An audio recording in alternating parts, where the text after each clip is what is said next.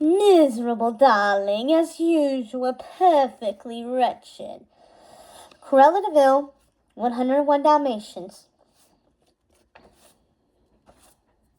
Chapter 12. Score 1 for the team.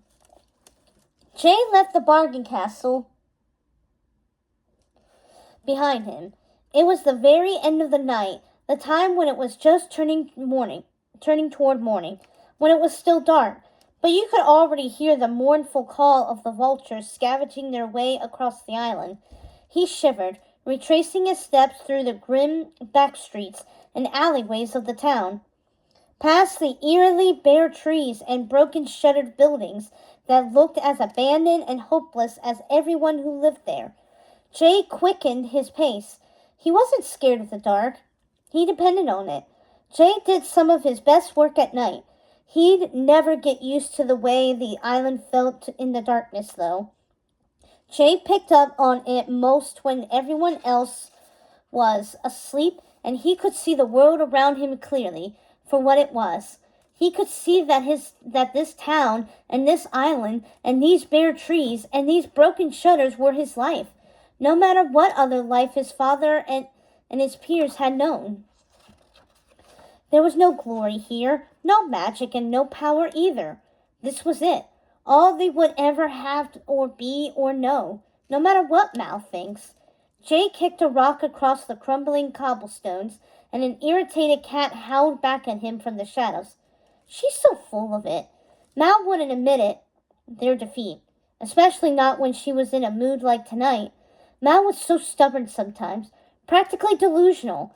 In moments like these, Jay had clearly seen the effects of a raised by a maniacal villain upbringing. He couldn't blame Mal for not wanting to tell her mother no. Nobody would. But really, there was no way that Maleficent's scepter was somewhere on the Isle of the Lost. And even if it was, Jay and Mal would never find it. Jay shook his head. Eye of the dragon? More like eye of desperation. That raven is bonkers, probably from being frozen for 20 years. He shrugged and rounded the corner to his own street. He tried to forget about it, half expecting and half hoping Mal would probably do the same. She had her whims, but they never seemed to last. That was the good thing about Mal. She would get all worked up about something, but totally drop it the next day. They got along because Jay had learned to just ride out the storm. When he finally made his way through the last of the puzzle of stolen locks, chains, and deadbolts that guarded his own house, thieves being the most paranoid about burglary, he pushed the rotting wooden door open with a creak and crept inside. 1 foot at a time. Shift your body weight as you step. Stick close to the wall. Jay, is that you? Crap. His father was still awake, cooking eggs, his faithful parrot Iago on his shoulder. Was Jafar worried about his only son being out so late? Was he worried about where he'd been, or where he'd been with, or who he'd been with, or why he hadn't come home until now? Nah. His father had only one thing on his mind, and Jay knew exactly what it was. What's tonight's haul? Jafar asked greedily as he set his plate of food down on the kitchen table, next to a pile of rusty coins that passed for courtesy on the island. The table was where Jafar practiced his favorite hobby, counting his money. There was a good-sized pyramid of coins on the table, but Jay knew it wouldn't satisfy Jafar's greed. Nothing did. Nice pajamas, Jay smirked. The trick with his father was to keep moving, to stay on your toes, and above all else to avoid answering the question, because none of the answers were ever right. When you couldn't win, you shouldn't give in and play. That was just setting yourself up for disaster. I mean, my dad's best friend is a parrot. Enough said. Nice pajamas, Iago squawked. Nice pajamas. Jafar was wearing a faded bathrobe over saggy pajamas with little lamps printed all over them. If 20 years of being frozen could turn a raven cuckoo, 20 years of life among the lost had done just as much to diminish the former Grand Vizier of Agrabah's infamy, along with his grandeur and panache. At least that was how his father thought of it. Gone were the sumptuous silks and plush velvet jackets, replaced by a uniform of ratty velour sweatsuits and sweat-stained undershirts that smelled a little too strongly of their shop's marketplace stand, which was located, rather unfortunately, and quite directly across from the horse stalls. The sleek black beard was now raggedy and gray, and there was the aforementioned gut. Iago had taken to calling him the Sultan, since Jafar now resembled his old adversary in size, although, in all fairness, Iago himself looked like he was on a daily cracker binge. In return, Jafar called his feathered pal things that were unrepeatable by any standards, even a parent. Jay hated his father's pajamas. They were a sign of how far their once royalty-adjacent family had fallen. The flannel was worn so thin in places you could see Jafar's belly roll beneath it. Jay tried not to look too closely, even now in the shadows of the early morning light. His father ignored the pajama insults. He'd heard them all before. He wolfed down his midnight snack with relish without offering Jay a bite. Come on, get on with it. What should we get? Let's have a look. Jay eyed his carpet roll at the end of the room, beyond the table, but he also knew there was no way of getting past his father now. He reluctantly unpacked his pockets. Broken glass slipper, got it from one of the step-granddaughters. With some glue, we could get a good price for it. The cracked, heelless slipper shattered into a pile of glass shards the moment it hit the table. Jafar raised an eyebrow. Super glue? Jay kept glowing. One of Lucifer's collars. Rick Radcliffe's pistol keychain. And look, a real glass eye. It was covered in lint. It's only a little used. I got it from one of the pirates. He held it up to his own eye and peered through the glass, then jerked it away, wrinkling his nose and fanning his face with his hand. Why don't pirates ever bathe? Hello, it's called a shower. It's not like they're even out at sea anymore. With that, he rolled the eyeball across the table to his father. Iago squawked curiously while Jay waited for the inevitable. Jafar waved a dismissive hand over the items inside. Garbage. Garbage! Iago shrieked. Garbage! But that's all there is on this island, Jay argued, leaning against the kitchen sink. This is the Isle of the Lost, the Isle of Leftovers, remember? His father frowned. You went to the DeVille place, and you didn't score a fur coat. What were you doing in there all night, slobbering over Maleficent's girl? Jay rolled his eyes. For the 10,000th time. No, it's not like I was the one locked in the coat closet.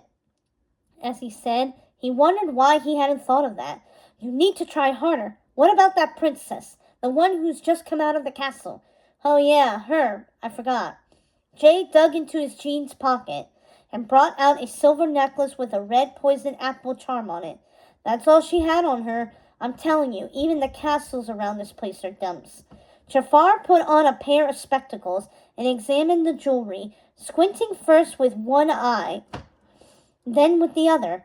His eyesight was going, and his back ached from the extra work of carrying around his own sweat-suited belly. Even villains were now spared the perils of aging. Paste and glue. In my day, a servant wouldn't have worn that, let alone a princess. Not quite the big score we're looking for. He tossed the bauble aside, sighing as he stopped to feed Iago another cracker. Score, said Iago, gleefully spitting cracker crumbs. Big score. Jay's shoulders slumped.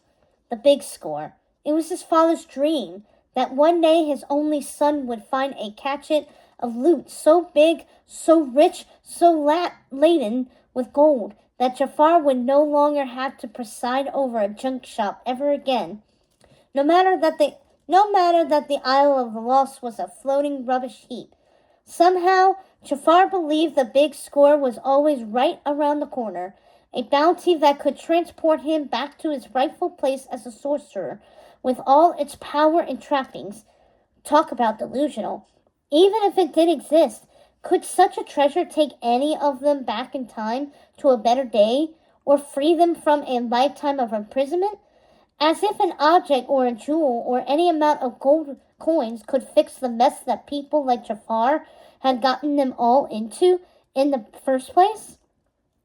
The big score. His father was as crazy as Mal had been tonight.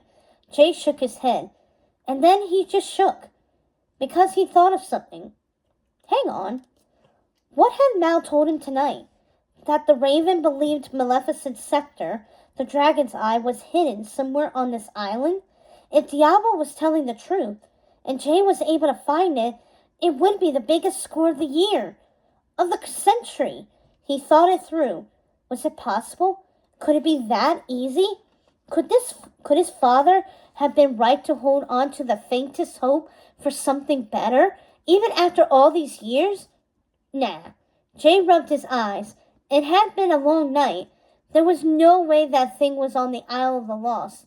There was nothing of power here. Not when it came to people, and not when it came to their stuff. And even if it was here, however unlikely that might be, the dome over the island kept all magic out. The dragon's eye was just a fancy name for a walking stick now. Like he told Mal, it was a useless enterprise. They were better off trying to hijack a boat out of the Goblin Wharf back to Oridon. Not that any of them would want to live there. Maybe we belong on the Isle of the Lost, left over and forgotten. Maybe that's how this story's supposed to go. Only, who's going to break the news to my dad? Jay watched as his father returned to stacking the coins in neat piles. Counting coins gave him peace in some way. His son would never understand. Jafar was whistling, and looked up when he saw Jay staring at him. Remember the golden rule? His father purred as he caressed the money with his hand. Totally. Night, Dad, Jay said, heading to the worn carpet underneath the shelves in the back, where he slept. Whoever has the most gold makes the rules. That's what his father believed. And while Jay had never seen any gold in his life, he'd been taught to believe in it. He just wasn't sure that he believed there was any gold to find. Not on the Isle of the Lost. Still, as he curled up on the hard bit of carpeted floor that was his bed, he tried to imagine what it would feel like to find it. The big score. He fell asleep dreaming of his father bursting with pride in a pair of pajamas made of gold.